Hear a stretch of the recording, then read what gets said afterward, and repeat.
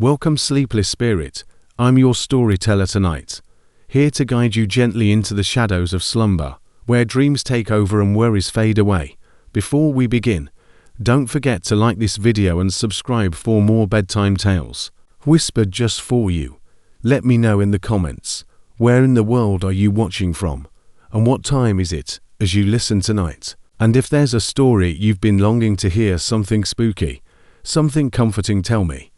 I'm always listening. Now, tuck yourself in. Let the darkness wrap around you like a warm blanket. It's time to let go and drift into the story. Actually, it all began long before that night. I had always been a night owl, but balancing community college with third shifts at Walmart in Madison, Wisconsin was a whole new level. My life seemed to be a never-ending balancing act. Rent, groceries, gas, tuition, and all the other unforeseen costs that kept popping up like weeds. I had moved in with my older brother, Ryan, following the divorce of my parents. I had to do my share, but he had a secure job and a stable housing. It wasn't only a tight budget, it influenced nearly every decision I made. I kept answering yes when Carla, the night manager, asked me to work extra shifts because of this. Even when I went to sleep when my body pleaded for it.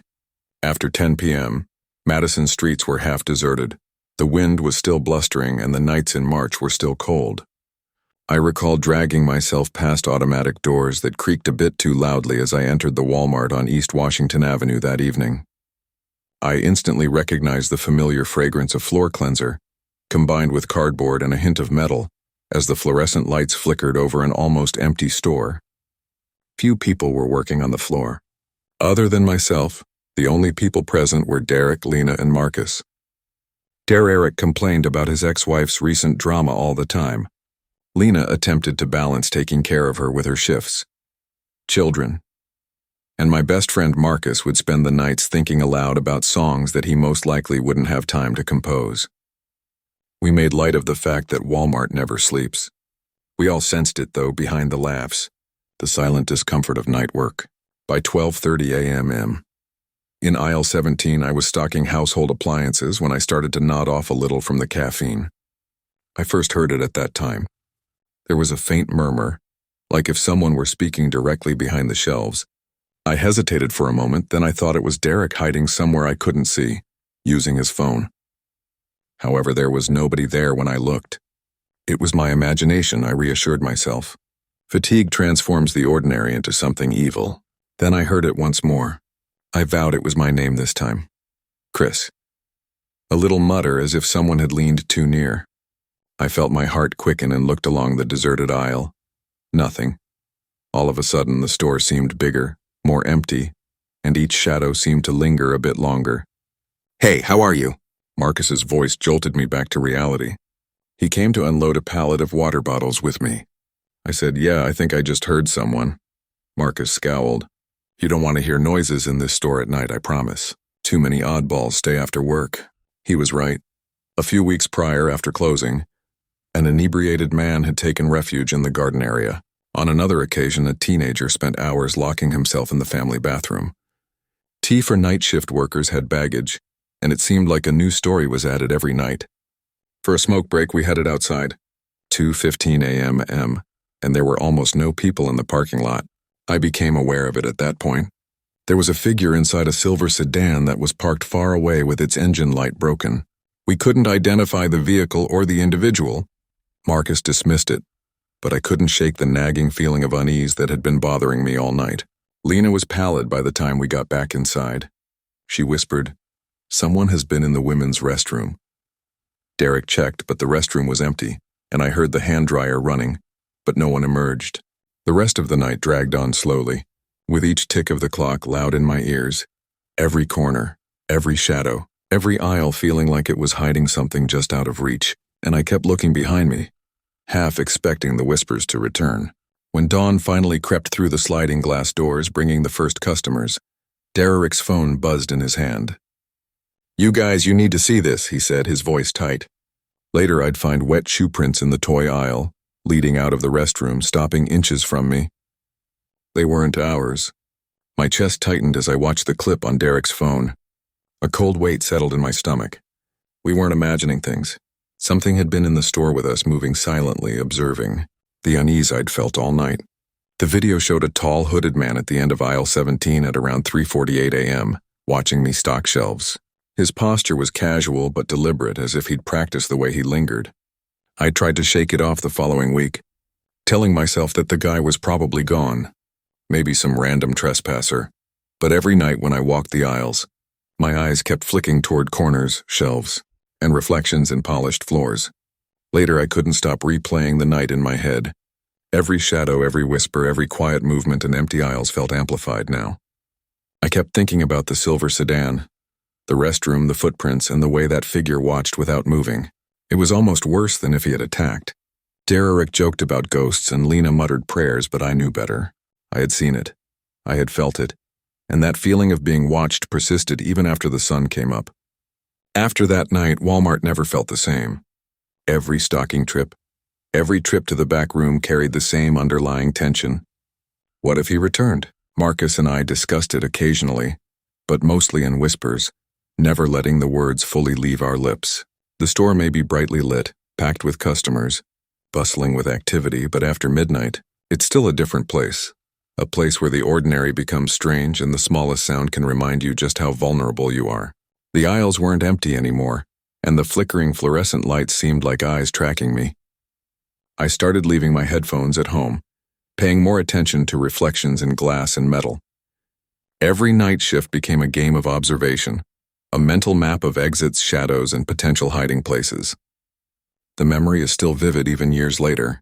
I got another job a few nights later, and this time, I wasn't going to let the anxiety get the better of me. I got to Walmart at around 1:00 p.m., with a new cup of coffee from the gas station and a hoodie over my head. The parking lot was almost deserted, save for a couple late-night trucks by the loading docks. I tried to ignore the chill from the previous week and concentrate on the work at hand. The store was humming softly. Derek and Lena were already in their zones. Marcus. Somewhere along the electronics aisle, I began stocking shelves and toys, trying to keep my mind busy, telling myself that the previous experience was probably a fluke. I heard it around midnight. A faint, barely audible sound came from the back of the aisle, and I froze in mid-step. My head jerked toward the shelves, but the aisle was empty, so I leaned down to adjust a box while feigning busyness, my heart pounding in my chest. "Chris." The whisper came again, this time with no one around, no Derek, no Lena, no Marcus. My pulse pounded. We finished unloading the boxes in silence, though I kept looking over my shoulder, certain I'd see movement out of the corner of my eye. By 2 a.m., I decided to check the parking lot from the loading dock doors, and it was empty, save for the distant hum of a truck leaving. Marcus reappeared a moment later with a stack of unopened boxes. "You okay?" he asked. "Yeah, just tired," I said, forcing a laugh. My stomach dropped when I turned back inside and saw the wet footprints that stretched from the employee restroom to the end of the aisle. Marcus leaned over and said, "Really, those stop right here?" I nodded. That's exactly where I was last week. We cautiously followed them, and the prints faded into the polished floor. Whoever had left them had done so on purpose, leaving no other evidence. My mind was racing with scenarios, all of which were unsettling, and the rest of the night crawled. Every hum of the lights and every creak of the floor made me nervous. At 4 a.m., Derek rushed in with his phone. I knew what he had recorded before he even spoke, the CCTV footage from shortly after midnight, and sure enough, there he was, a hooded figure standing silently at the end of the aisle observing me. He never moved, observing me. He never moved, never spoke, and when Marcus did show up, he disappeared without a trace, just like before. I didn't get much sleep after that night, and even when I wasn't working, I kept watching the video, replaying it and wondering what might have happened if the figure hadn't disappeared. I began locking my apartment doors earlier, checking windows and walking faster to class in the mornings, and I couldn't shake the subtle paranoia that settled over me. The following week, Carla called me in again, and I nearly refused, but rent and tuition didn't wait, so I arrived at Walmart at 10 p.m. At around 1 a.m., I was in the toys aisle setting up board games when I heard my name whispered again. My hands froze on the boxes, and I muttered to myself, "Not this again." I glanced around the corner and saw him, the hooded figure from the footage, just standing there. The fluorescent lights buzzing overhead, a chill crawling along my spine despite the warm March air outside. Derek was muttering about the slow night, Lena has a cold? We didn't say much after that. Every move we made was cautious. Every corner we passed, every shelf we approached, we checked for him.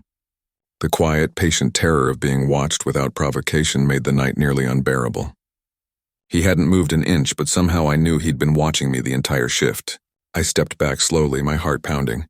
"Marcus," I whispered. He joined me instantly, eyes wide. "Dude, there he is."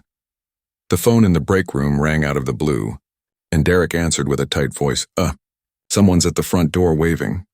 We hurried to the entrance, and there he was, the same hooded man standing just outside the automatic doors. Even behind the glass, I could feel the weight of his eyes.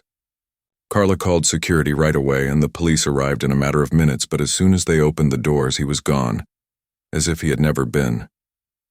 The shifts continued, of course, and I learned to navigate the store differently, always checking corners, always aware of exits, always alert.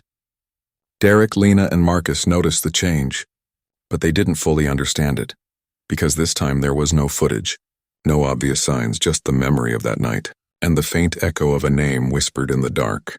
By the time I walked into Walmart for my next night shift, the unease had settled into a dull, constant ache. Sleep was a memory I chased but never fully caught. That night, I finally understood the lesson behind every instinct I had ignored. Then I started in electronics that night, methodically organizing headphones and small appliances. Marcus and Derek were somewhere else, Lena on break.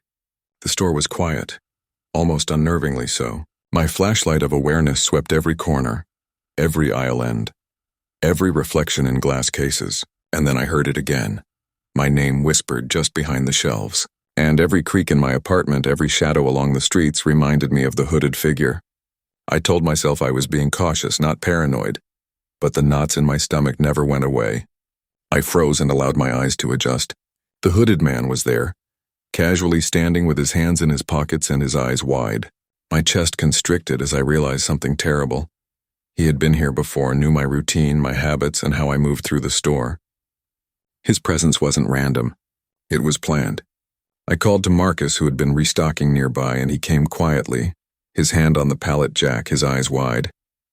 Minutes turned into hours, and then, close to the loading docks, he paused, looking at the security cameras for a moment, and I realized that he knew exactly how to manipulate the environment, staying in blind spots and lingering just long enough to make his presence felt but not caught. "There he is," I muttered to Marcus, and we started to follow him from a distance, careful to stay out of sight, moving like shadows ourselves. He didn't acknowledge us, and he wasn't panicked, anxious, or hiding. He nodded while silently dialing.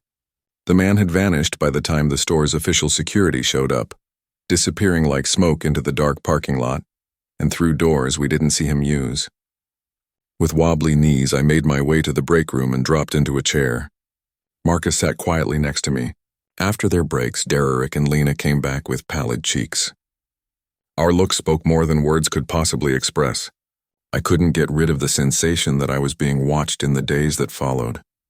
Every night shift turned to become a game of preparation, awareness, and strategy. I began recording every occurrence and questionable detail, gaining confidence in my intuition. I understood that being cautious did not imply weakness.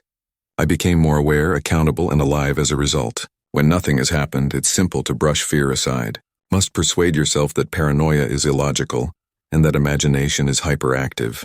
Nonetheless, there are subtly dangerous individuals in the world who operate with silent intent while blending in with their surroundings. Rely on your intuition, maintain awareness, and never presume safety just because the surroundings appear ordinary. I learned more than just how to stock shelves while working nights at Walmart. It made me more watchful.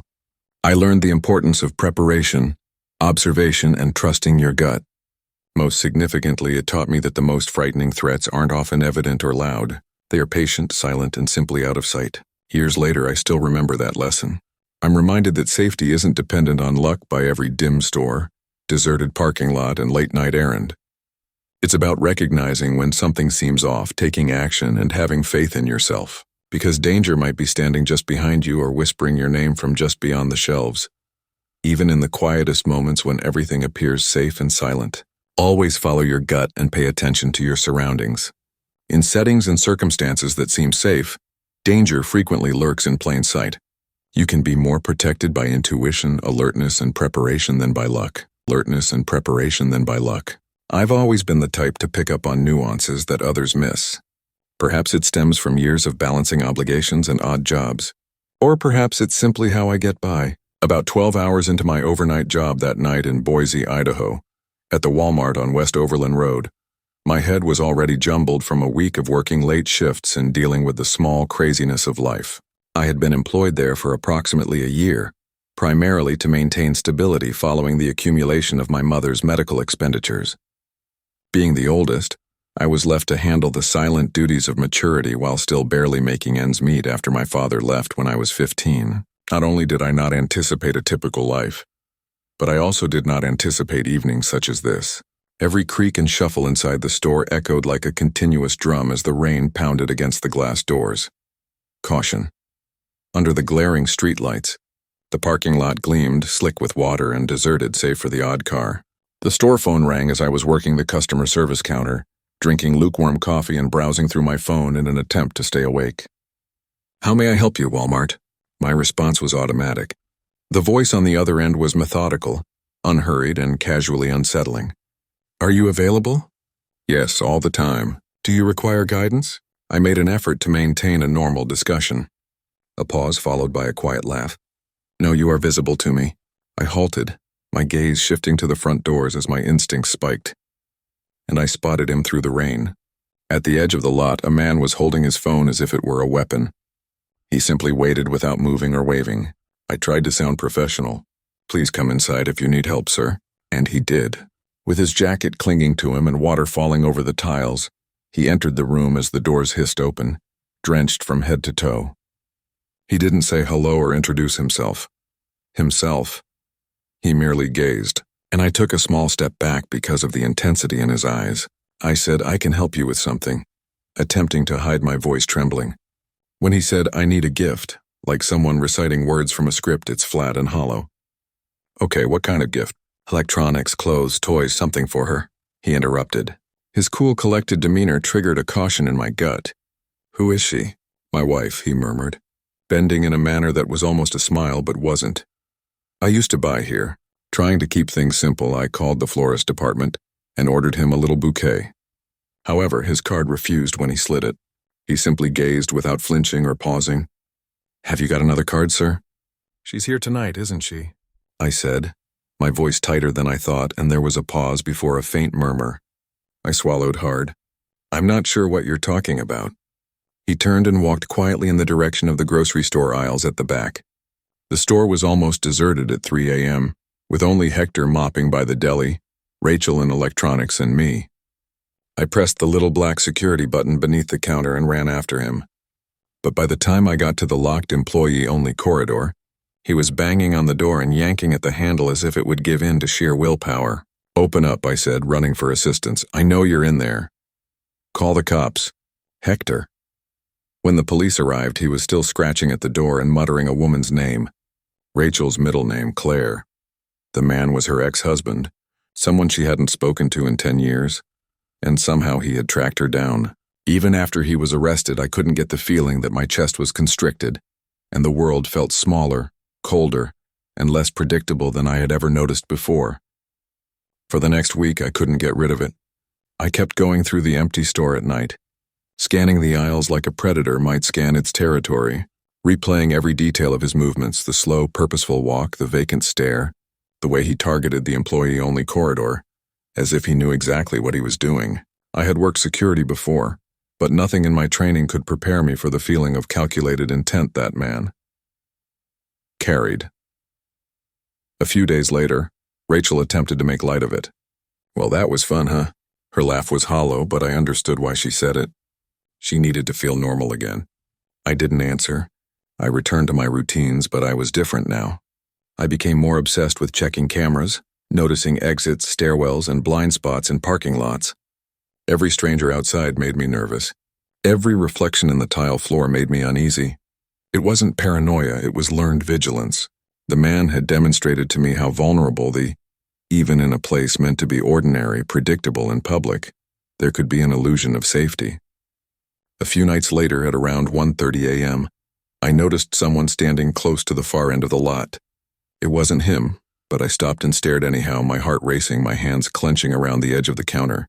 My coworkers noticed and said, "Are you okay?" I forced a grin as I nodded in response to Rachel's question, but the tension remained. The management appreciated the reports, but no one really understood the weight they carried. Every scrawled note reminded me of him, the man who didn't just follow instructions but followed intentions. And the most frightening thing wasn't what he had done. I began keeping logs of incidents, starting with small things, strange behavior, people loitering near entrances, and customers who seemed too curious about the back areas. I began to notice the patterns almost 2 weeks after the first incident with Rachel's ex-husband. Every night during my shift, I watched the parking lot through the security cameras looking for shadows, movement, anything out of the ordinary. And most nights it was quiet. Too quiet. It was what he almost did. Every time the doors hissed, I expected him to be back, to have learned, to be ready for another attempt. And in that stillness of night, surrounded by fluorescent light and endless aisles, I realized that vigilance wasn't just about noticing, but about anticipating. And that felt dangerous in and of itself.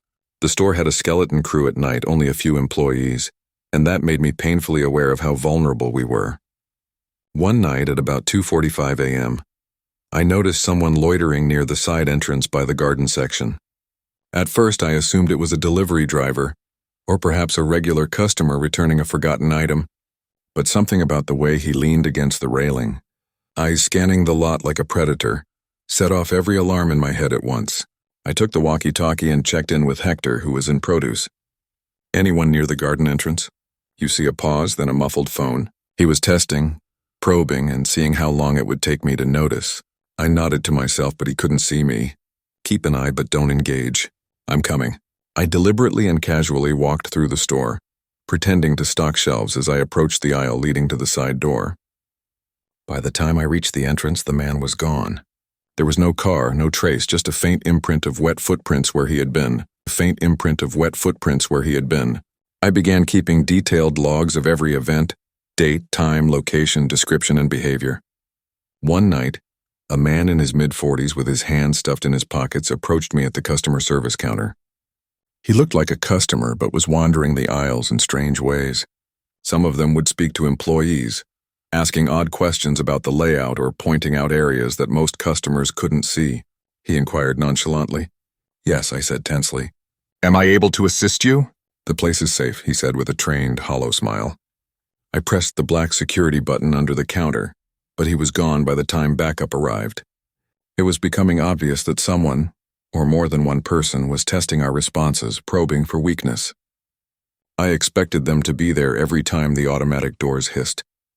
I was just checking on things, making sure the eye stared at him, trying to gauge if this was the same pattern I'd been seeing. However, before I could react, he wandered down an aisle, not shopping, not interacting with anyone, just moving slowly, observing. It wasn't paranoia anymore. It was preparation. Every unremarkable person passing by the registers could be a threat. So I began working with management to suggest more patrols, better camera coverage, and procedural checks for anyone loitering. The tension persisted even as the adrenaline subsided each morning when the store calmed down, and I began to notice details that I would have otherwise overlooked. The precise angle of someone's approach, the tilt of a head, an overly quick glance toward the exits. I was learning the rhythm of subtle danger, and the night of the most unsettling encounter arrived quietly and unexpectedly. The store was almost empty at 1:30 a.m., and I had just finished replenishing the hygiene supplies when the automatic doors hissed. I looked up to see a man standing there, drenched from the previous rain, his hands in his pockets and his eyes staring with the same hollow intensity I had seen weeks earlier. "Can I help you?" I asked in a calm manner, and he gave me a small smile that stopped short of his eyes. He said, "Just browsing," and then he wandered off toward the back near the employee-only storage without going toward the main aisles. I followed him slowly and kept a safe distance. My heart thumped. This was the behavior I'd been observing. Calm, deliberate, testing the boundaries. My mind raced through possibilities. I could confront him, but I didn't want to provoke him. I could lock down parts of the store, but I needed proof. I pressed the security button and called Daniel in asset protection, explaining the situation. And he came within. The man didn't notice, and he wandered, paused, and then abruptly walked past the electronics, the seasonal decor, and toward the exits. It was as if he was rehearsing, and Daniel and I followed him outside using the cameras, and by the time we got to the doors, he was gone. No car, no person, nothing. Just the silent aftermath of his presence. After that night, I realized that he was someone who thrived on observation and intimidation, and that he didn't need to threaten the staff with physical threats. Sleep was restless, always half-watching, always alert. Vigilance had become second nature. I saw shadows where they shouldn't be. I felt uneasy when someone loitered near a corner. Double-checked exits and blind spots. Even when I wasn't on duty, I found myself scanning parking lots to see if someone was following a routine similar to his. I knew that in these small, everyday spaces, stores, aisles, and parking lots, people could conceal intent behind casual facades. It was a Tuesday night, the kind of quiet that makes every little sound feel magnified. Awareness didn't make it go away, but preparation and vigilance could lessen its impact. I was halfway through my shift restocking the household aisle when the store felt strange. Not chaotic, not noisy, just wrong in a way I couldn't shake. My stomach tightened, the automatic doors hissed open, and my pulse jumped. A tall man, soaked from the outside drizzle with his hands stuffed in his jacket pockets, stared at me with that same hollow intensity I had come to recognize. He didn't rush. He remained silent and simply looked around the room, taking in everything and nothing at the same time. "Can I assist you?" "I'm just looking," he responded flatly, but I didn't buy it. I queried in a calm but firm tone, and he inclined his head slightly as if he could sense my weakness. He wasn't shopping, and every instinct told me that this was the same pattern I'd been seeing for weeks. Quiet, methodical, and calculated. He was testing, so I pressed the black security button under the counter to let Daniel know, and a few minutes later he was there, walking quietly but firmly through the store, and I stayed well behind him as he wandered past aisles, lingering and acting as though he was inspecting things. He stopped close to electronics, looked at the employee-only doors, and then continued without showing any signs of agitation. My heart raced, and I knew that this wasn't about confrontation, but rather about control, intimidation, and instilling fear without saying a word. Procedures, phoning for backup when necessary, recording every step. By this point, the man was close to the seasonal decor, and a hint of frustration appeared on his face. He wasn't expecting a crowd, a witness who wouldn't flinch. Daniel stopped him near the front aisles and asked him to move aside for a check. He hesitated, then slowly complied, and I watched, tense but relieved as Daniel led him outside while other staff secured entrances and exits. Police were on standby and arrived shortly after, and that night we finally received answers. The fear he instilled had been sufficient to disrupt our routines and make the familiar feel unpredictable, even though no merchandise had been taken and no employee had been hurt. After that, I sat down in the empty store with my hands still shaking and lights buzzing softly overhead, and I realized something important. The world wasn't always safe. Danger didn't always announce itself with aggression or overt threats.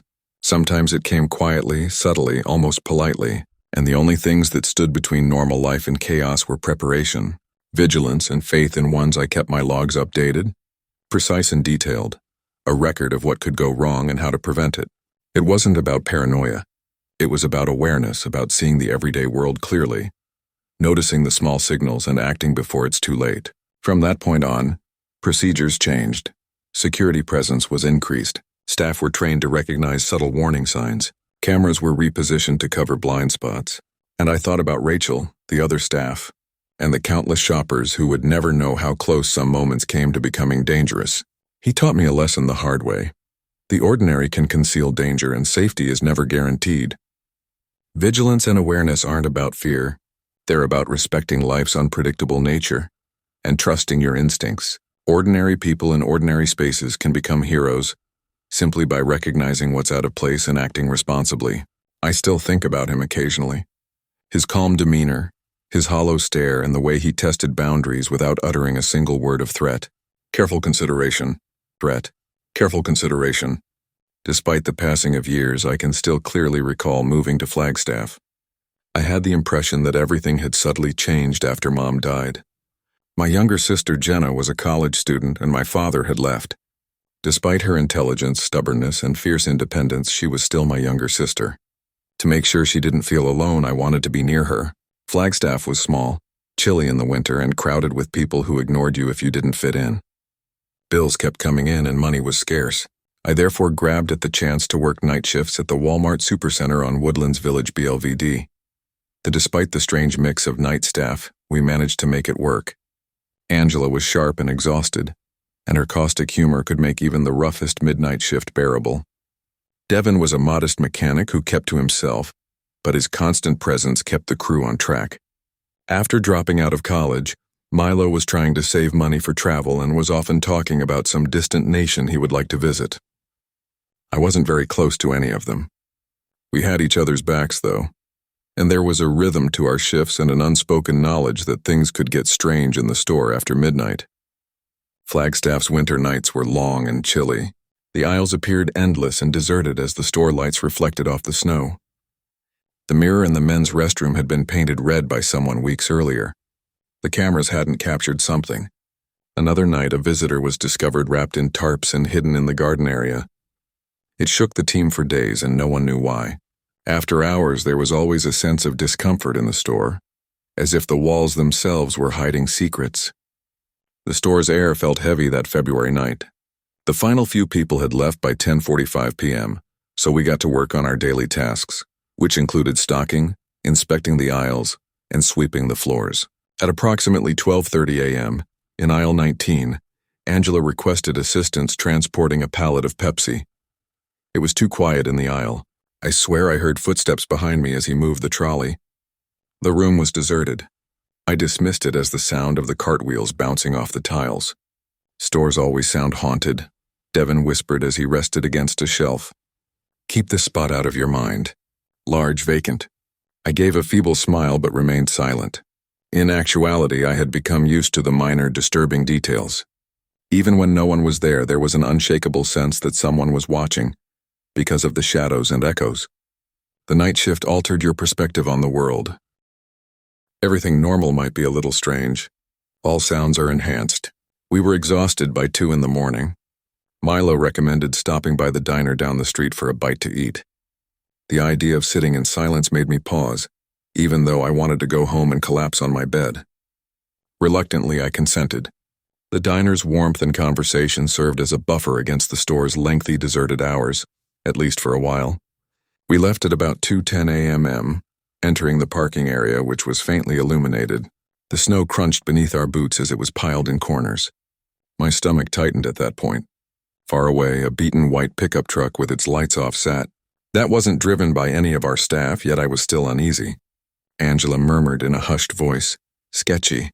Let's leave now." After packing our automobiles, we headed to the diner. The world seemed a little safer and more relatable with the bright lights and the smell of cooking food. We tried to decompress by laughing, but I couldn't help but glance toward the door. That innate after working late shifts for weeks, awareness had become instinctive. After a few minutes, the door opened. 2 males walked in with damp clothes, heavy jackets, and hoods pulled down. They placed no orders. Their eyes carefully scanned the cafe while they sat at the counter, occasionally focusing on us. I was cold when one of us met Angela's gaze. "Ignore it," she said in a low voice. "Creeps always find me." She clarified that she never really felt safe because her ex had been stalking her despite a restraining order. Tension curled tightly in my chest as I attempted to nod. Devin squinted his eyes. He whispered, "They're waiting for something." As we finished our meal, we tried to act casual, but every instinct shouted danger and the silence between us grew thicker.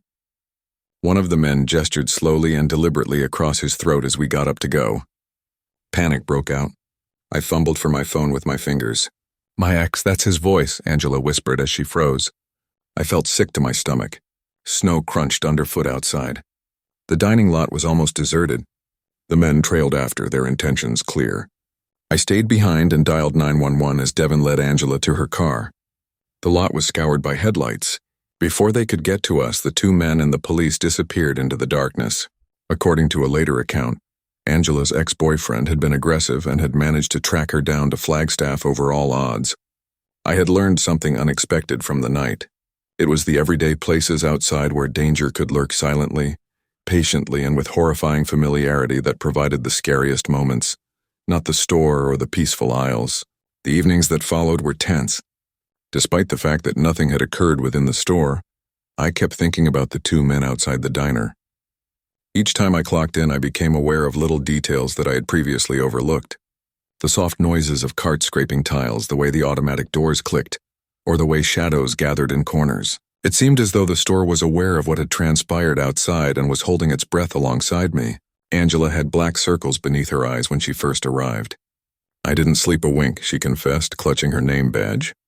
"I keep waiting for him to arrive. My gut won't listen, even though I know he can't." I understood the fear that had been with her for months, and I nodded.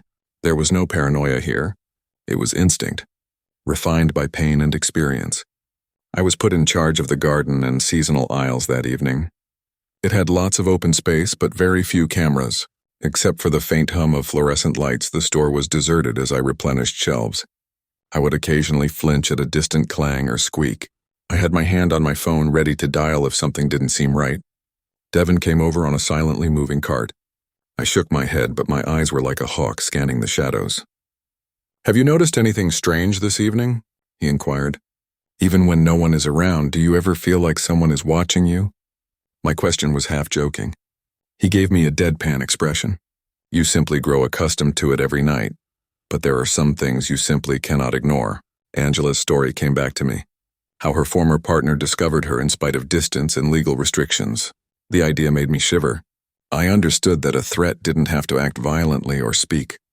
It simply had to be there. And that was scarier than any shouted altercation. A movement drew my attention around 1:45 a.m., eye close to the rear outlet. A shadow moved and vanished behind a bookcase. Heart thumping, I froze before realizing it was merely a wayward mannequin. The apprehension, however, persisted. We enforced more stringent procedures that evening, making sure that no employee was seen walking alone near entrances after midnight, always walking in pairs, double-checking doors, and keeping the walkie close. Although the teamwork was helpful, the stress persisted toward the end of the shift. I laughed when Milo made a joke about ghost hunters in the deserted store, but the apprehension persisted. In my heart, I realized that the true threat was not visible or loud. It was silent, purposeful, and unexpectedly lurked in everyday places. After a week, Angela arrived late for work, appearing pale and preoccupied. She murmured, "He called me," as we were clocking in. I felt sick to my stomach. "It's not a joke call." Her voice faltered. She held up her phone to me. It was an unlisted number. It was a straightforward yet disturbing message. "You cannot hide indefinitely." Tension was evident as the night crew assembled. Devin rolled up his sleeves. I understood that our informal rituals were no longer sufficient when Milo mentioned something about security cameras. We required collaboration, attention to detail, and a strategy. We set up a system of check-ins every 20 minutes and swapped duties to make sure nobody was walking the aisles alone. Like a hawk, I kept an eye on the store entrances, noting every car in the lot, every stranger on the walkways, every creak of doors, and every far-off footstep that seemed to be magnified. An automobile pulled into the lot about 2:30 in the morning. An idling engine, darkened windows, and a black automobile. My heartbeat accelerated. Devin and I looked at each other. "New customer?" Milo boomed. However, his tone faltered. Reporting to the rest of the group, I snatched up the walkie. After a few minutes, the automobile departed. The driver was never seen inside. Angela trembled. "He seems to be putting us to the test," she remarked quietly. I gave a nod. I was afraid of just that. Someone watching, researching, awaiting a slip-up. Force was not the threat. It has to do with control. The night continued to drag. Every corner, every shadow, and every aisle seemed like a potential trap.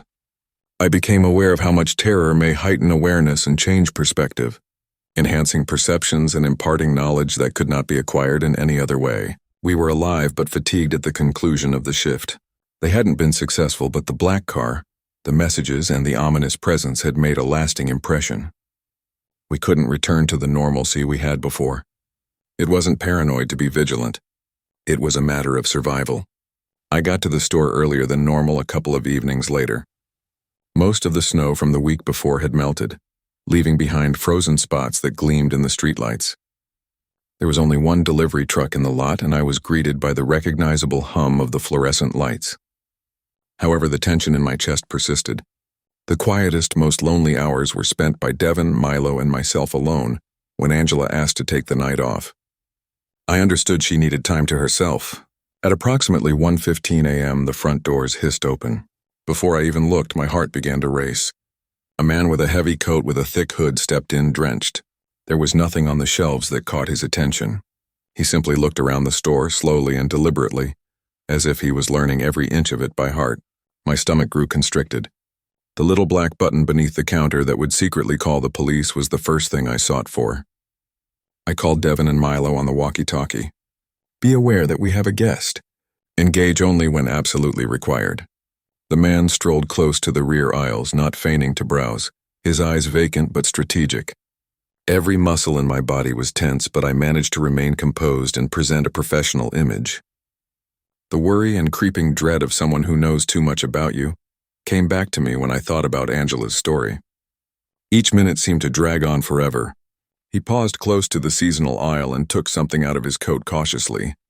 A piece of folded paper. It was a list, I realized. A list of names. Some circled, some crossed out. My heart was racing. This was no accident. He wasn't here to buy stuff. He was here for observation and control. Devin and I walked gently toward one another. "Sir, can I help you find something?" Despite the energy, I asked in a steady voice. He didn't respond right away. With empty eyes, he turned to face me and muttered, "I just need to know where she is." My arm's hair stood on end. The intention was the same as Angela's ex, but the name wasn't hers. Fearsome, accurate, and focused. I pressed the silent alarm. Milo blocked the exit aisle after circling behind him. In a matter of minutes, red and blue lights pierced the darkness as sirens sounded across the deserted streets outside. The man ran to the rear exit. Before he could get to the lot, he was stopped by police. Despite his struggles, the cops remained strong. His eyes hovered over the business as they escorted him off, as though noting it for later. The tension eventually subsided as we all let out a collective exhale. My chest continued to thud and my hands trembled, but I had an odd mix of fatigue and relief. I worried about Angela's departure, but I knew she was secure for the night because we had prepared a synchronized defense against the danger. Following this, the store's management increased the quality of the security cameras, implemented more stringent nighttime procedures, and ensured that each worker had a buddy system. Above all, though, I understood that the teachings had nothing to do with cameras or sirens. They emphasized attentiveness, prudence, and trusting your gut. In the weeks that followed, I observed minor behavioral shifts in everyone. Devin stayed toward the aisles with the most traffic. Milo's pocket was filled with pepper spray. When she came back, Angela walked with a serene assurance. Fear had changed us, but it had also made us more perceptive. We had some power. All the nights, including that one, I took one lesson with me after that. Often, danger doesn't make a loud announcement. It lurks where you least expect it, in shadows, in everyday places, and in plain sight. Vigilance, awareness, and the guts to take action, even in the ordinary, can be the difference between safety and danger. Threats that scream aren't always the most frightening. They are the ones who observe your habits, wait patiently for a weakness, then take advantage of it, and sometimes it takes more than fortitude to survive them. It all comes down to being intelligent, ready, and conscious every single day. Alertness, consciousness, and in daily life, following your gut is essential. Ordinary locations can harbor danger, and the most deadly are frequently the silent, covert threats, those who observe, follow, or control. You may protect yourself and others by being organized, working as a team, and being meticulous about even the tiniest details. At the age of 22, I was balancing a part-time job at Walmart with caring for my mother and younger brother, Caleb. Since my father left when I was 14, life had not been simple. I had taken on late shifts at Walmart to help Mom put food on the table and pay the bills while she battled her health for years. My coworkers used to joke that working the late shift had its own personalities, and sometimes they were right. I was exhausted from a week of work and running errands when I started that Friday night. By 4:00 p.m., when my shift started, already I was exhausted. The store was chaotic as usual. Customers fighting over coupons, children crying, and carts clattering. The late hours in the emptying store always felt heavier than the noise implied, but I like working because it distracted me from other things. One of my coworkers, Jenna, who had worked more nights than anybody else, had warned me earlier that week. She whispered, bringing her voice down to a whisper, "Aisle 17. Avoid remaining there after 10 p.m. People claim to have spotted a woman." simply observing the cameras while standing there. Her tone caused me to pause, even though I initially laughed it off as a prank meant to frighten the new kids. She wasn't kidding. She described how she had noticed a reflection in the freezer glass and discovered that nobody was there when she turned to look. I couldn't get the story out of my head for a week. That evening, I was exhausted by 10:45 p.m. An irate customer lectured me after the self-checkout frozen, and an intoxicated customer had thrown a fit in the electronics hours before. My head ached, my feet hurt, and I just wanted to punch out. Instead, I was instructed to replenish cleaning supplies in aisle 17 by the manager. I felt sick to my stomach. It was a long, silent, fluorescent-lit aisle. The shelves were arranged like a fortress with boxes of detergents and bleach. I thought I noticed movement at the far end of the first box as I leaned over to stack it. A woman with her back to me stood still. Her dark hair was knotted in a gray hoodie. I was momentarily paralyzed by uncertainty and assumed she was a shopper. I yelled courteously. I took another look. She had left. "Ma'am, let me know if you need help finding anything." No answer. I attempted to concentrate on my task while shivering, but I was distracted by the shopping cart's brilliant metal reflection. Behind me, the woman stood quietly. My throat tightened with my heart. I whirled around the deserted aisle. I muttered to myself that I must be dreaming as I pushed the last box onto the shelf. Even yet, when I slid the card out of aisle 17, my heart continued to race. I turned to look at the registers and Jenna gave me a sly smirk. She said, "You saw her, didn't you?" Unable to talk, I nodded once. I couldn't get the woman out of my head after that night. It was not the typical apprehension of shadows or deserted aisles. It felt colder, as though she had been watching, calculating, and waiting for me. I became aware of small details throughout the store that I had previously overlooked. The echoes of carts that weren't supposed to be there. The subtle buzz of the fluorescent lights and the way the aisle corners seemed to linger at night. I made a concerted effort to stay away from aisle 17 the next week. I stocked shelves in other areas and offered to help with price checks. Crowded hallways, anything to keep that fluorescent light strip away from me. However, the management did not give me a pass, and I finally found myself back there once more. The time was nearly midnight on another late Friday. With the exception of the occasional person pacing the aisles with their cart squeaking, the majority of the store was deserted. As I restocked laundry detergents, I took care to arrange the bottles in tidy rows. At that point, I noticed her once more at the far end, her face hidden by a dark hoodie, and she was not moving. Her posture was awkward. She was too rigid to be perusing. I went cold. My mouth became parched. "Ma'am?" I called in a nervous voice. No response. I attempted to justify it. It might have been a mannequin. Perhaps it was a reflection, but my gut told me it wasn't. I had a gut feeling that things wasn't quite right. With my heart thumping in my chest, I took a hesitant step toward the aisle, and she disappeared. It seemed like more than just cold air was causing the sensation to creep up my arms. There was a presence. I saw that I was once more looking at the freezer glass's reflections. She was behind me there. I whirled. The aisle is empty. A drop of perspiration trickled down my temple as my heart quickened. Despite my best efforts to remain composed, the boxes felt heavier and every sound seemed to be amplified. Jenna's face told me all I needed to know when I finally arrived at the registers, and she'd seen her before. Her perceptive eyes mirrored my own anxiety. I made a secret commitment that evening. I would never again offer to work the night shift. Not for nothing. The fluorescent lights were still creating shadows in the deserted parking lot as I was leaving the store. I sensed her observing, constantly on the brink of awareness, always just out of reach. I unwillingly took my job at Walmart a few nights later. Caleb was asleep, my mom was taking a nap, and I was forced to cover the late hours. I was haunted by the memories of aisle 17. The store felt heavier with each stride. The fluorescent buzz became more intense, reverberating like a warning drum inside my chest. 11 p.m., the store was completely empty. I saw a person straying too near aisle 17 while I was replenishing paper towels in a more sedate section. A shiver went through my body. I made an effort to focus on my work, but my instincts told me to keep an eye on that aisle. I walked over to take a quick look and then stopped. Once more, the woman was standing motionless at the end, her face hidden by her hoodie. Even though I couldn't see her eyes, I could feel them on me. My throat became dry, and in the silence I could hear my own heartbeat. "Ma'am, do you need assistance finding something?" I shouted out. I sounded like a baby. She remained still. She felt suffocated by the emptiness surrounding her. I thought about walking away, but fear and curiosity held me there. The boxes shook as I pushed the trolley slowly down the aisle. She vanished once more as soon as I got halfway, leaving only the sound of her presence.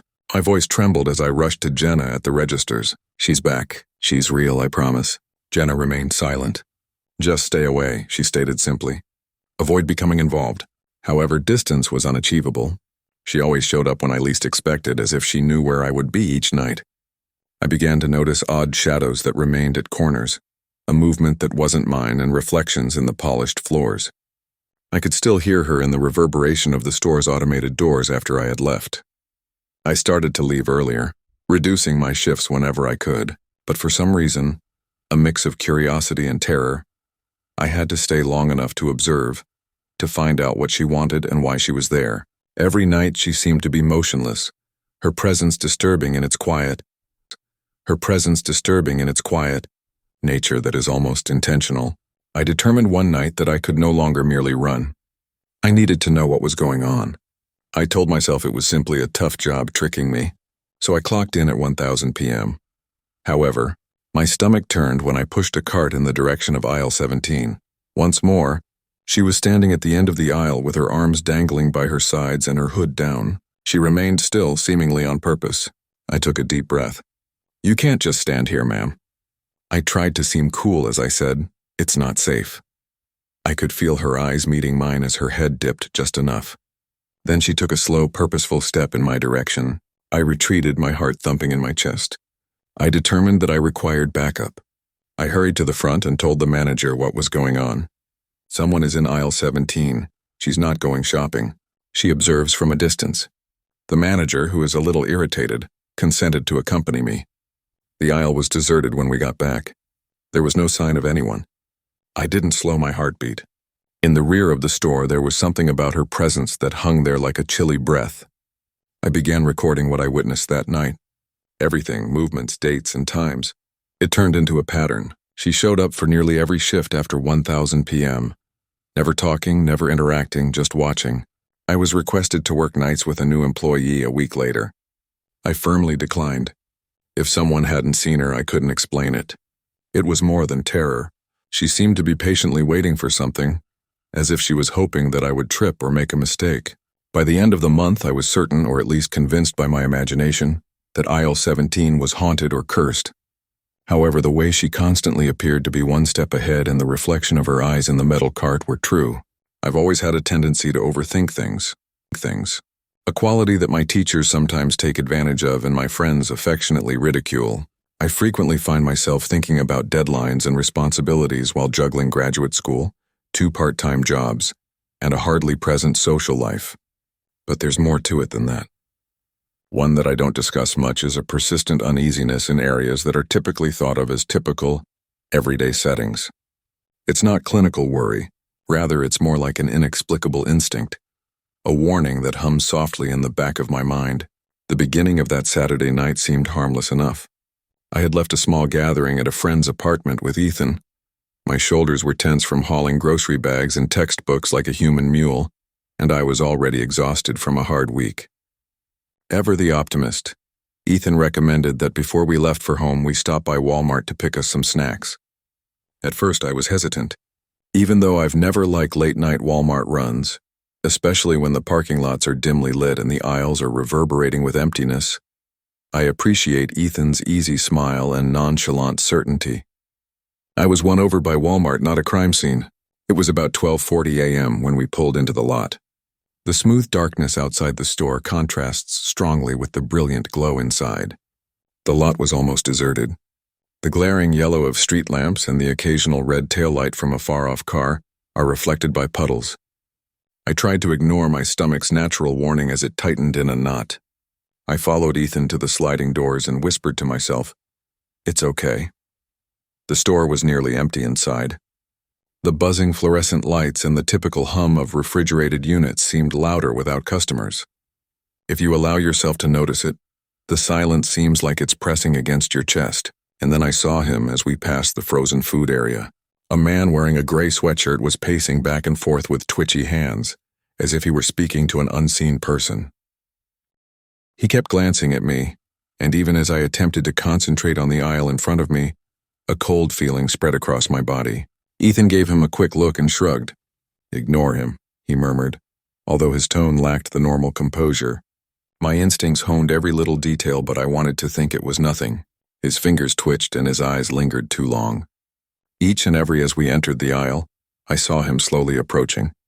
Then next to the bleach area, a woman with disheveled hair and a discolored jacket materialized. She stood motionless, gazing as though she were in a private trance. I spoke to Ethan in a barely audible whisper. "Something doesn't feel right. Let's simply pay and leave." He nodded, but I could see the spark of his own discomfort in the corners of his eyes. My hands were shaking when I scanned our munchies at the self-checkout. The man was now lounging carelessly against an empty cart staring at me, and I kept looking over my shoulder. The thought of being observed makes one's skin crawl, a slow, oppressive pressure that is unbreakable. I wanted to hurry and get out, but everything I did felt planned and deliberate. I made an effort to tell myself that it was late and that strange people weren't always harmful. However, instinct is more accurate. When we stepped outside into the night, the street lamps were reflected by the rain-slick asphalt, giving the impression that the lot was even bigger and more deserted than it actually was.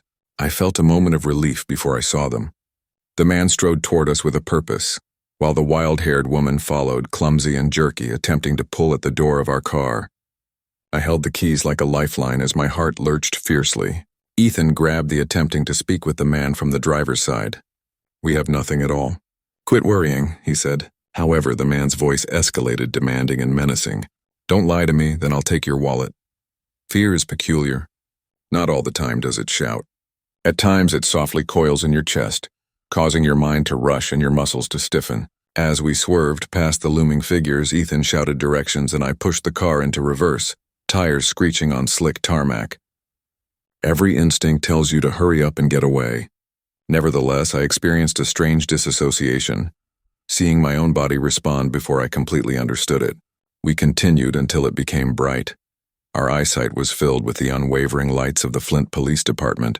There was an instant, if slight, sensation of safety. We were still terrified. It had just discovered a makeshift haven. The cop inside listened with what seemed to be little care. "Yeah, we've had trouble with them hanging around before," he added nonchalantly, dismissing the seriousness of our interaction. The men themselves weren't as alarming as the nonchalant disdain. In that instant, I understood that danger is not necessarily accompanied with resolution or immediacy. My chest was still constricted as I drove home, trying to take in what had happened. We whispered to one another, describing the exact gestures and facial expressions of the strangers. I took solace in Ethan's presence as his hand found mine and squeezed. However, despite the warmth of friendship, I couldn't get rid of the feeling that we had come across something that could have gone very differently in an instant, and I realized the importance of being vigilant for the first time in a long time, how it subtly changes how you navigate the environment and presses into your life. A few weeks later, I couldn't stop thinking about it. Before I really trusted the presence of people, I started to see patterns in everyday places, scanning aisles. It seemed weird to run to the convenience store late at night. A visit to the library turned into an awareness-raising activity. The unsettling aspect of the threat isn't always strangers.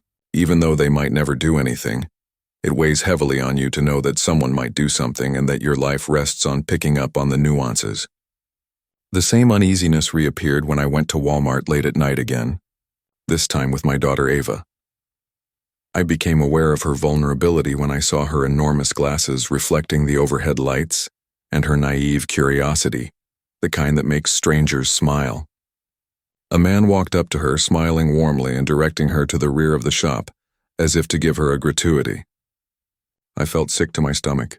The casualness was practiced, purposeful. Calmly I moved forward and took Ava's little hand in mine. For the first time I noticed a glimmer of understanding, an awareness of subtle danger as her eyes expanded.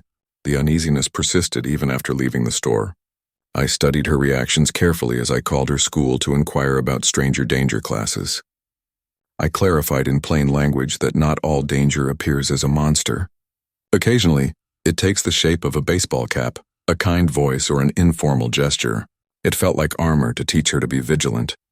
It was a method to prepare her without taking away her innocence. As the months went by, I adopted further safety measures, Careful parking, dash cams, and a mental checklist for public areas.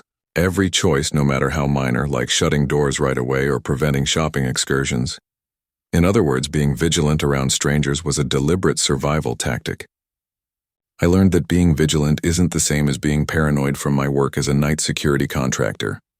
Practice makes perfect. Every observation and every natural pause could save the day. I applied that lesson to my friends, family, and even strangers in my personal life. That night's memories remained clear. Even routine tasks turned into mindfulness exercises. I observed trends in people's movements and how the mind might deceive you into underestimating common dangers. I came to see how easily everyday places, shops, parking lots, and peaceful streets can suddenly become frightening when someone decides to take advantage of the unobservant. In retrospect, I see that fear is a two-faceted emotion. It is both protective and debilitating, influencing behavior while saving lives. I continue to exercise caution, conscious of the shadows that persist even in well-lit, well-known areas. However, I also realize something important.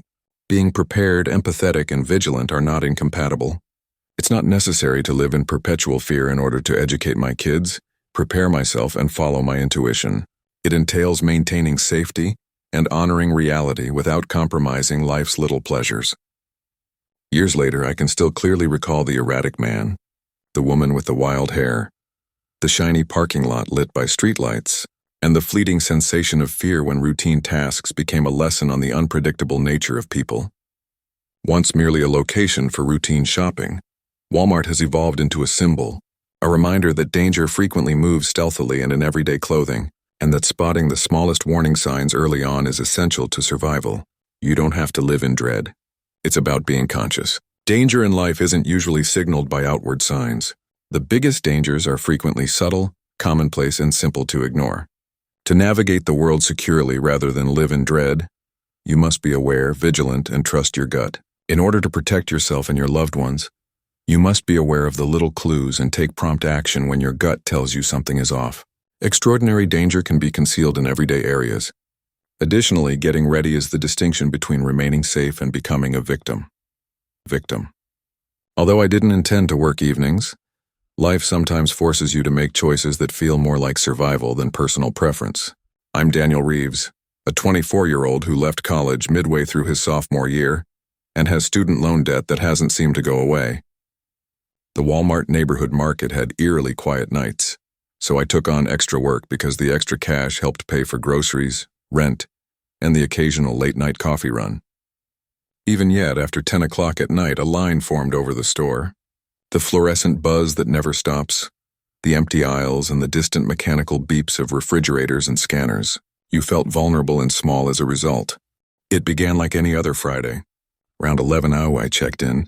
Wearing earbuds to distract myself, I rolled a cart full of merchandise down the fruit aisle. With the exception of the occasional passing car, the parking lot was silent outside. I had discovered how to relish the solitude in brief moments, how a silent shop may seem like a separate universe. However, there was a strange tension in the air that night that made my neck tingle. Stress and the way the lighting constantly made shadows appear larger than they actually were the reasons I blamed it. I was startled out of my reverie when the sliding doors opened at around 15 minutes past 11.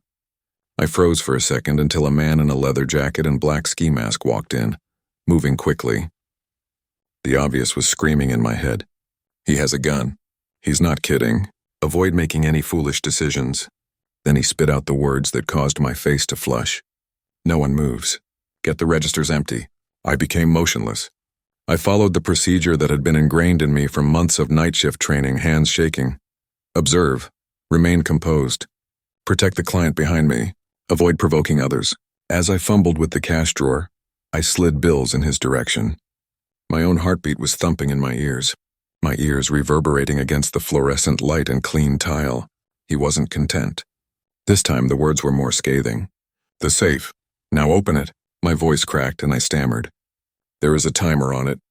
He shoved the money into a rucksack and swore, obviously annoyed. I can't, even if I wanted to. The doors then slid shut behind him, and he was gone. I just stared for a time, my hands motionless on the counter's alarm button. Then with sweaty fists I struck it and dialed 911. The policeman's cool professionalism and the adrenaline still coursing through me collided when they arrived a few minutes later. Something nagged at the corners of my mind as we watched the security footage together. A middle-aged man had visited the store 2 days prior and asked me strangely detailed questions concerning security protocols, camera angles, and closing times. The detective paused, watching the video pixel by frame. The two guys shared a bond that was faint, nearly unnoticeable yet unmistakable. They were purposeful in their movements, their looks, and their out-of-frame communication. I made an effort to resume my regular life after that night. However, usual had changed. The shop that had had a persistent strain that had before seemed ordinary. The man in the ski mask and the sense of powerlessness that comes when danger is in your face and you have no option but to comply were brought to mind by every late-night shift and every empty aisle. A few days later, Detective Lauren Mason contacted. We discovered a white panel van, she added in a clipped but earnest tone. She explained what was in it. 3 men, camping equipment, and goods from several shops. Harold Benton, who had questioned me a few days prior, was one of them. I got a chill when I heard that name. He repeatedly muttered the same cryptic remark while sitting placidly in prison. The devil is always present. The ski mask never made me feel anxious, but something about his calmness and the way he repeated those words like a mantra did. The arrest received little public attention in the weeks that followed, but the specifics were enough to keep me up at night. Every automobile moving too slowly in the lot and every knock on the door seemed like a possible danger. I left Walmart, switched to working in warehouses, and tried to stay away from late-night shifts. The memory persisted, an impression that would not go away. Even routine tasks turned into vigilance drills. Convenience stores, supermarkets, and gas stations. I observed the individuals. In a manner I had never experienced before. I realized that panic isn't necessarily the result of fear. It might be subtle and subtle at times, influencing your decisions and actions without your knowledge. As the years went by, I made an effort to persuade myself that I had moved on. I discovered how to compartmentalize and cope with the recollection. My small studio apartment behind a used car store turned into my everyday stronghold. My cautious habits of checking doors and going with keys in hand were made fun of by friends. I didn't mind, though. I was aware that instincts developed under pressure were not to be disregarded. I went to a candlelight vigil in honor of 2 robbery victims who were killed in another town on a muggy summer evening in 2021. The vigil was silent and solemn, with lengthy shadows cast by the candles' flickering flames. I believed I was there to observe other people's suffering. However, I noticed something. A guy somewhat obscured by shadows stands in the parking lot across from the church. The sleeves were rolled up. I froze and my gut wrenched. Around the forearm was a snake tattoo. Just like the one I'd seen in the van pictures of Harold's group, I felt panic, that familiar rush of terror and adrenaline. I asked myself questions. Was he the one? Or the way my imagination conjures up images of past horror? With my heart thumping, eyes continually searching the lot, and a pounding pulse in my chest, I departed the vigil early. I couldn't sleep that night, and the familiar walls didn't make me feel any better. There was no denying the lesson from that point on. When criminals are apprehended, crimes don't necessarily stop. There is always the possibility of harm, and faces remain. I began keeping a tiny notepad in the pocket of my jacket, recording odd events, license plates, and oddly placed faces. When I was in public, I always had a backup plan and stayed away from deserted streets at night. Even working in the warehouse turned to become a situational awareness exercise. I saw trends. How some individuals linger, how gestures can convey intentions, and how outward looks can conceal dangers. I came to see how erratic life is and how easily the commonplace may become hazardous. My worry was more about being ready than it was about unreasonable anxiety. Every routine and safety measure served as a safeguard against chance. Recalling the robbery or even seeing the man in the shadows again isn't the most difficult aspect. It's understanding how brittle a feeling of security may be. Typical days, tranquil errands, and calm evenings can turn into trials for resilience and instincts. I keep the teachings in mind. Alertness, prudence, and faith in instinct, to live mindfully rather than in terror.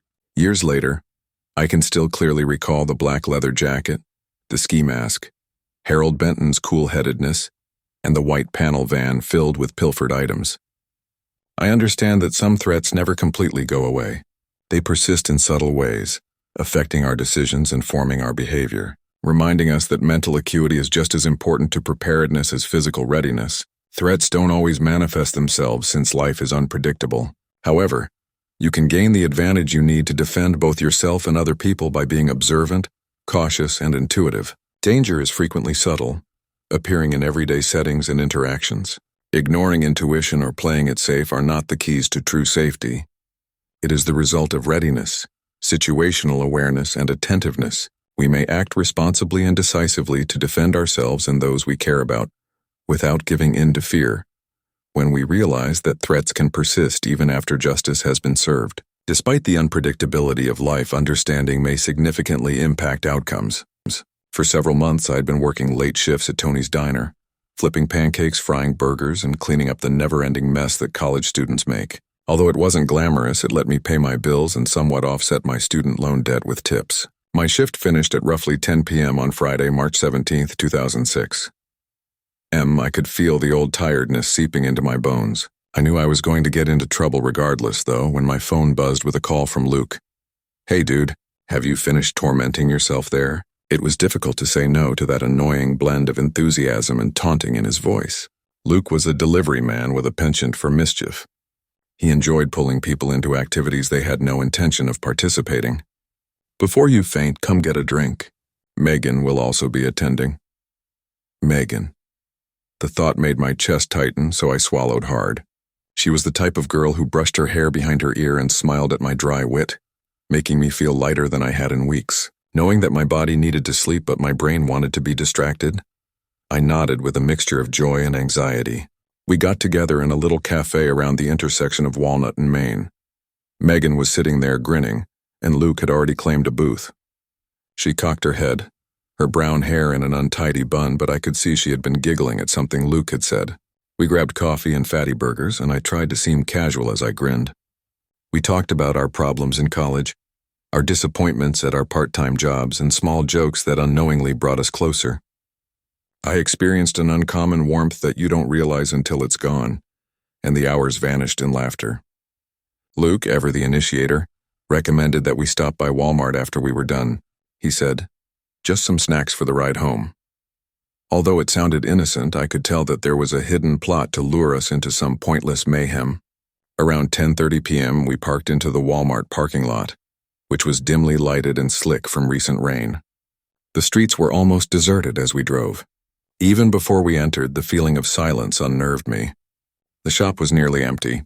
As we passed aisles filled with cereal boxes, laundry detergent, and cheap Halloween decorations from the previous year, fluorescent lights pulsed overhead. Luke walked ahead in jest as if to protect us from some unseen danger. I stayed close to Megan, exchanging brief banter, longing looks, and the kind of unspoken exchange that made me very conscious of her presence. Our motions had a rhythm. I felt a flutter in my chest, and we were closer than I had anticipated. Then I saw him. Near the electrical department, a man with a grimy appearance was leaning against a shelf and muttered to himself. I felt sick to my stomach as his fierce dark eyes remained fixed on Megan. Luke was the first to notice. "Hi, friend. Do you need assistance finding something?" He spoke in a relaxed yet forceful tone. The man looked at him briefly, then turned back to Megan before easing into the next row. Megan put her fingers against my arm and shivered. She said, "Do you think he's dangerous?" I swallowed forcefully as a weird thrill and protectiveness surged through me. I led her to the checkout and said, "Let's stay together." Luke, meantime, hovered, watching the man's path. I kept feeling like we were being watched even as we went through the aisles. At night, Walmart had an odd emptiness that made every sound and shadow seem louder. The business itself wasn't the source of the dread. It was the knowledge that danger might be hiding in the silence, and that someone might be waiting too motionless while murmuring to themselves. The fluorescent lights above flickered sporadically, and the checkout line seemed slower than normal. I was sweating as I looked at the snacks, the bags rustling as I moved. I had an almost primordial surge of protective instinct as Megan's palm touched mine while she was adjusting a bag. Luke continued to be in the lead, looking back from time to maintain his composure. I was aware of his tension, though. Other from a few far-off cars, the parking lot was deserted. The wind was blowing across our faces and the air was moist and chilly. When I saw the man again standing close to the exit, watching without moving, my heart leaped. Megan firmly grasped my hand and I sharply whispered, "Move." It felt like you were walking through unseen tension with each step you took toward the car. He did not follow. Not quite yet. However, I felt tense because of his proximity. With his hands banging the steering wheel and muttering, Luke climbed in behind us. He has spent far too much time snooping on Megan. Given how frequently he made light of things, his face looked pallid and grave in a way that was almost frightening. I got into the car, shut the doors, and let out a trembling breath. Like a thin breath before the plunge, the relief was fleeting. Megan leaned in close to me, tense and silent. Despite the adrenaline surge, I felt grounded by the warmth of her head on my shoulder. Outside the car, the night air felt thicker, as if the city itself were holding its breath, anticipating an event. The only sounds we heard while driving were the engine's hum and the far-off trickle of rain from the lot lights. The man's stare, the way he had lingered, and how easily someone could turn into a menace when no one was looking made my mind race. I experienced the odd mix of rage and adrenaline, the protective instincts heightened by intimacy and worry. We tried to laugh off the tension when we finally arrived at Luke's flat, but the uneasiness persisted, a lingering relic in the back of our minds. When Megan put her head back on my shoulder, I sensed an intimacy that had changed from playfulness to a peaceful sense of security. It was an intimacy born of vulnerability, fear, and adrenaline, a relationship neither of us had expected. I couldn't get the man's glare out of my head, even as we said our goodbyes later that evening. The understanding that not all strangers will leave when given the opportunity to stay. Before Walmart had been simply another store, a place to stop on the way home. It became associated with alertness, caution, and a sense of unpredictability that night. Walmart took up a lot of my thoughts the following week in odd and unsettling ways. My thoughts immediately looked for aisles, shadows, and people who were hanging around for too long every time I passed a store, even during the day. Megan's texts served as regular, kind reminders of shared experience and worry. She was conscious of the stress of the night, even in her light-hearted tone. I became aware that I had changed. The rush of adrenaline had not simply subsided. My intuition had been sharpened by the mark it had left. I saw details that others missed. Someone who was overly still, an overly prolonged look. The silent times when someone may be watching without intending to participate. It was as if I had an involuntary lens through which to view the universe.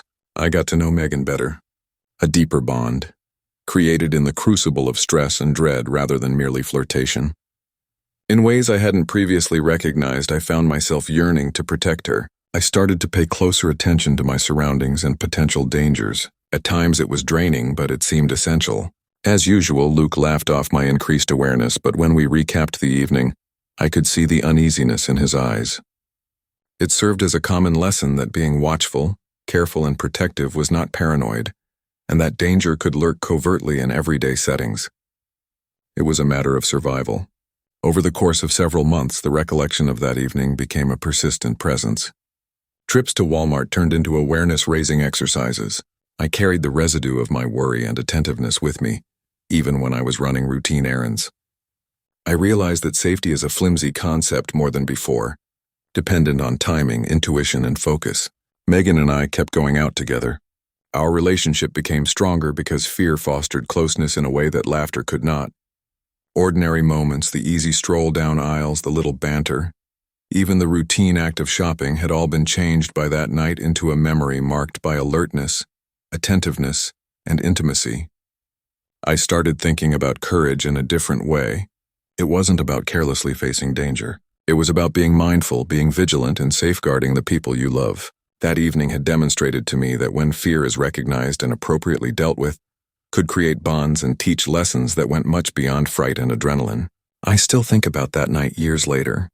The encounter in the Walmart parking lot was more than just a frightening one. It taught us awareness, trust, and the power of fear to unite people.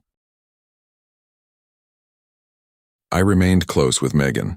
Our partnership is a silent example of how danger can highlight the need of safety and connection. Eventually, Luke walked away, but I continued to be vigilant, a minor but crucial aspect of my perspective. I was reminded that commonplace settings could carry exceptional risks by the man's gaze, the deserted hallways, and the flickering fluorescent light. And everyday events could become life-changing teachings. We can find ourselves in relatively normal situations in life that suddenly feel threatening. True courage is behaving with consideration in spite of fear, not the lack of it. Important abilities include awareness, alertness, and safeguarding others you care about. Intimacy and trust can arise from shared dread, demonstrating that our greatest defenses are connection and accountability, even in terrifying situations. I can still clearly recall that morning on March 14, 2023, as if it were yesterday. As I entered the Walmart on Ridgeway Avenue in Springfield, the cold air caused me to draw my jacket a bit tighter. It was my 19th birthday. Both my parents and I had graduated from high school. We're determined. Get to work. College can wait. I desired autonomy. Additionally, Walmart seemed like the ideal location at the moment.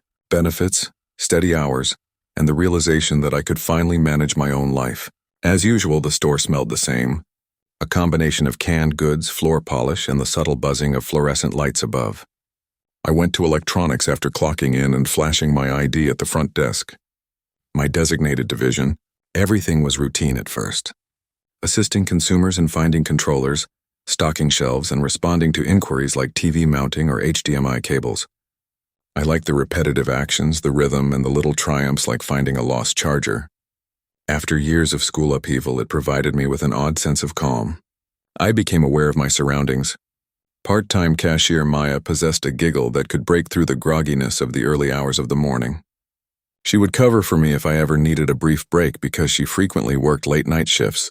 She had the kind of bright, cutting, and unadulterated humor that made stocking shelves seem less like a labor.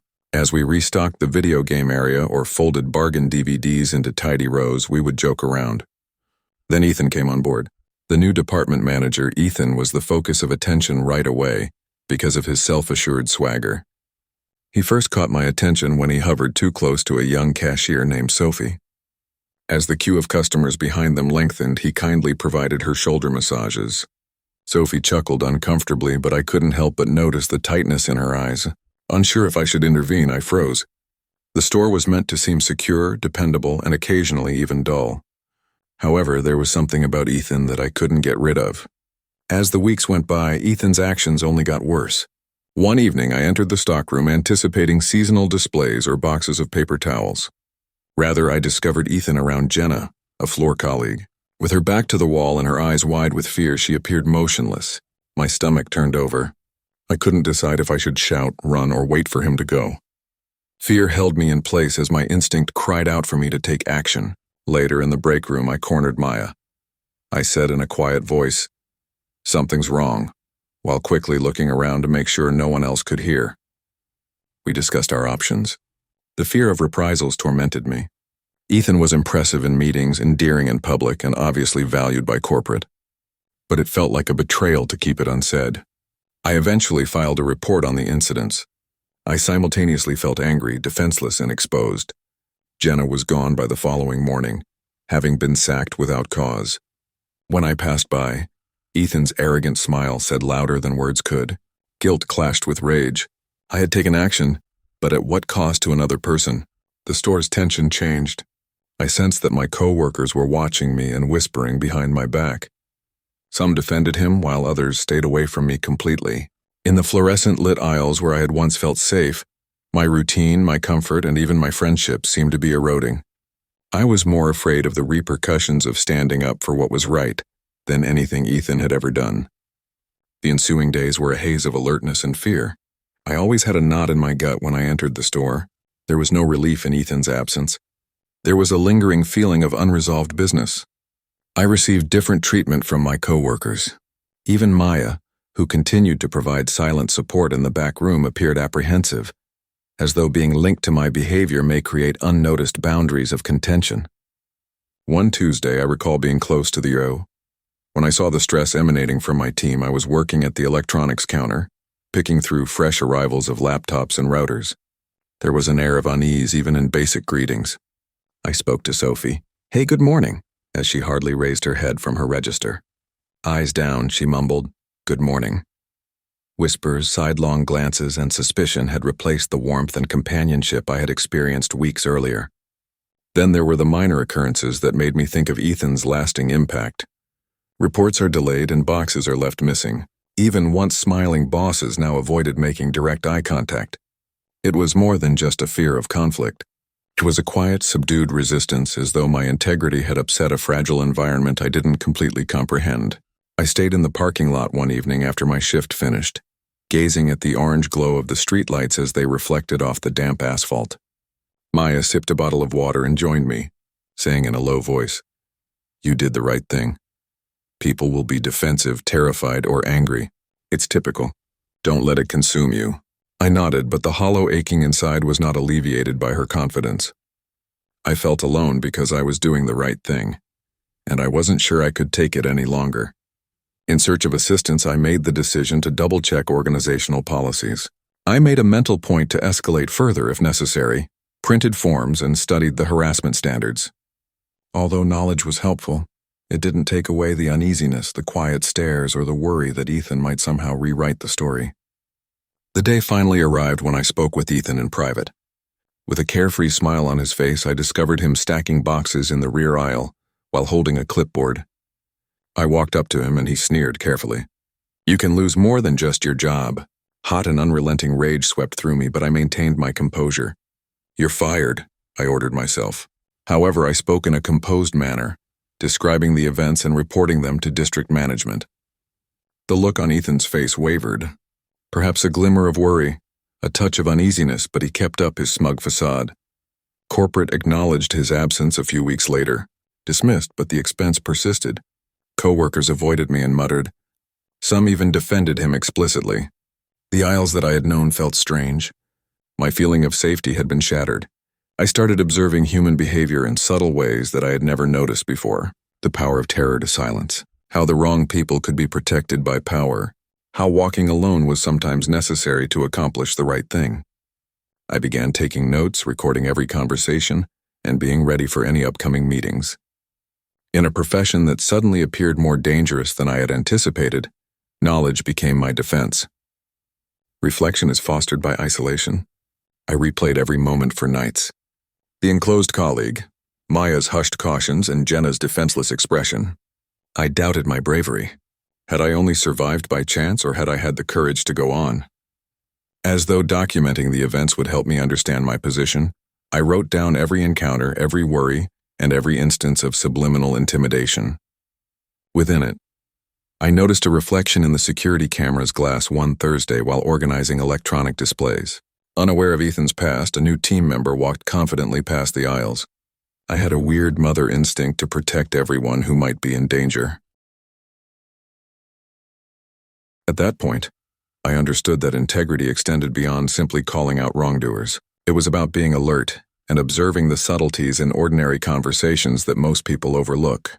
Maya and I developed an unwritten partnership, exchanging discreet tactics to help one another without drawing too much attention to ourselves. She said, "Watch for the pattern," while stacking DVDs late one evening. "If you know where to look, you can find the footsteps left by people like Ethan." Her remark struck a chord. I started listening more intently. Who was it that stayed? Who grinned too sloppily? Who was it that strode like they owned the place? It was illuminating but exhausting. I was discovering more about human nature, deception, and bravery than I had anticipated. The whispering followed. I was the subject of rumors, subtle charges that cast doubt on my allegiance or judgment. Despite feeling trapped, I refused to sacrifice my morals. A coworker came up to me by the stockroom one evening, whispering, "You know, Ethan wasn't all bad," she said. I slowly looked into her eyes.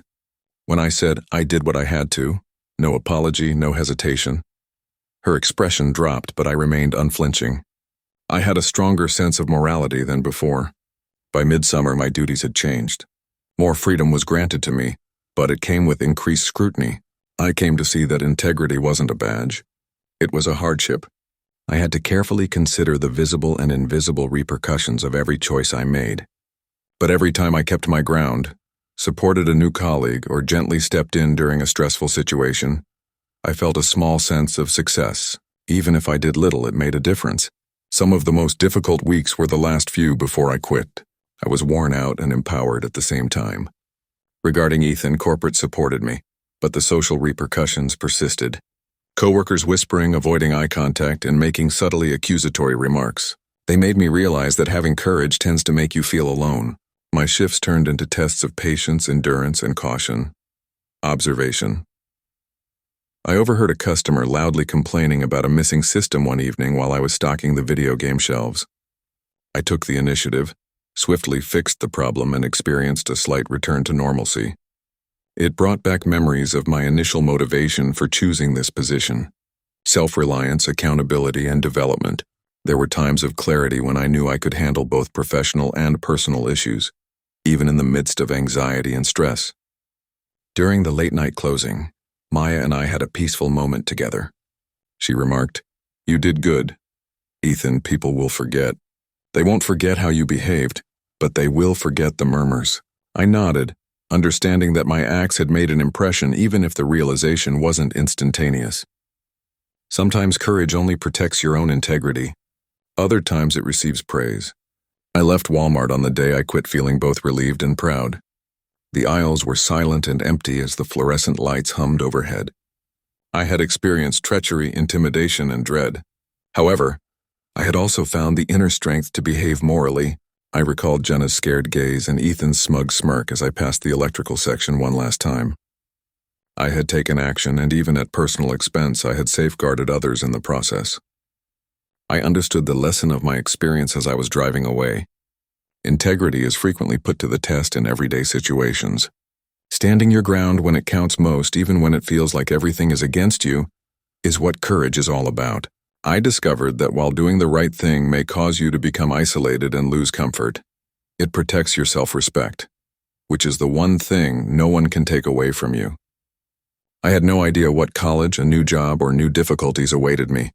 However, I took with me the lesson that it is always worthwhile to stand up for what is right, despite fear and hardship. Being fearless is not a sign of true courage. It's the choice to behave morally in spite of it. Honor frequently comes at a personal expense, but it protects what is most valuable: your sense of self.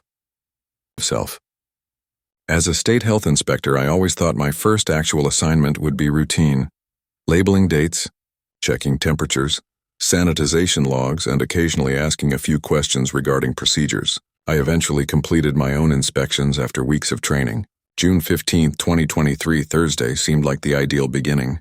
Just after 8 o'clock, I reached the Walmart on Brookside Avenue in Akron, Ohio. The night population began to settle in, and the evening rush began to dwindle off. With my clipboard in hand and my khaki uniform on, I felt confident and prepared to demonstrate my ability to handle responsibility. Everything seemed normal at first. Carts were pushed down vast aisles by customers. Near the toy area, I could hear kids laughing, and the PA's announcement bell reminded me that the store was orderly but alive. I started in the deli, introduced myself, and grinned at the staff as I went by. Slicers were sterilized, meats were appropriately labeled, and cold cases were clean.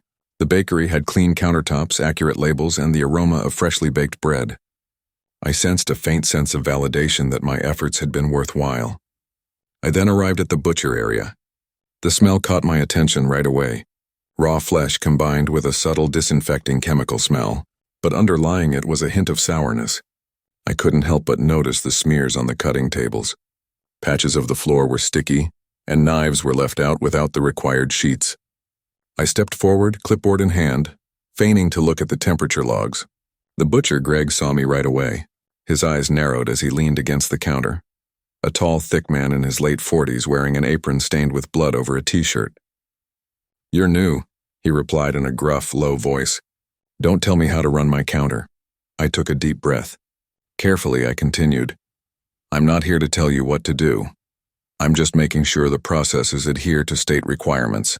Sanitation, storage, and consumer safety." Greg scowled more intensely. "I've been cutting meat for 20 years. 20 years.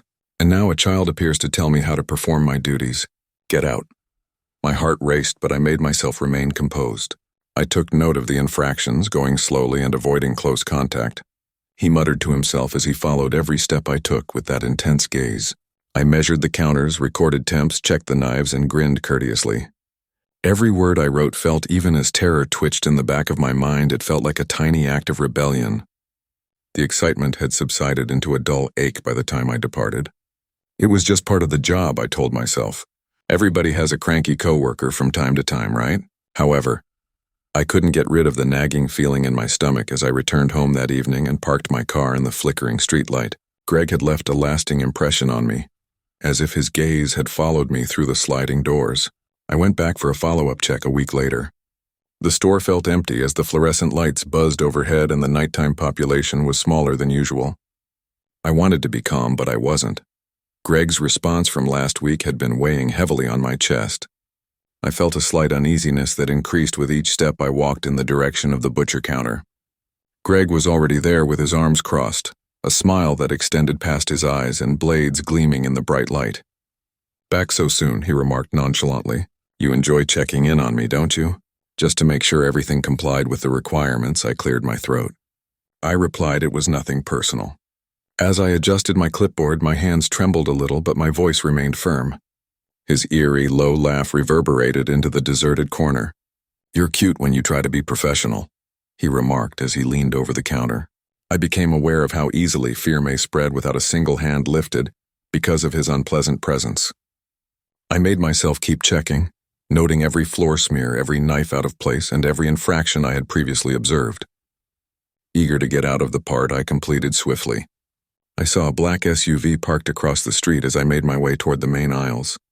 It remained there for far longer than was necessary, its engine running. I felt sick to my stomach.